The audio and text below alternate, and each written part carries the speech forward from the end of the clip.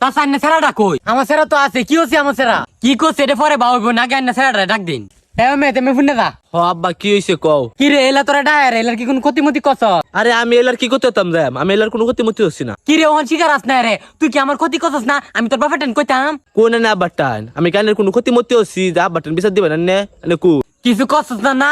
আন্না sir আমার খেত আগে তুই আয় বসে। কি রে সত্যি নাকি? এলা খেত তুই আগে তুই আয় বস?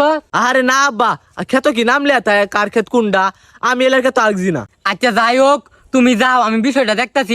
আমার স্যার তোমার খেত আগদো না, তুমি নিশ্চিন্তা মতে বাদ যাও যাও। আচ্ছা চাচা, আমি আন্নার কথা মতো আমি কিন্তু যাইতাছি। নেক্সট টাইম যদি দেখছি আন্না স্যার আমার খেত আগদো গেছে, উপায়টা কিন্তু নাই, আমি কই দিলাম। কি রে তোরা আমি কয়দিন কইয়াম যে মাঞ্চের খেত না আগ দে, তো বউকে মাঞ্চের খেত আগস। মানুষের ক্ষেত আগদার মধ্যে কই আঁকতাম, বাচ্চা একটা বালা লেপিনো নাইগা, যা একটা লেপি না আছে এটা ভাঙি সাঙ্গে দুপাত আছে।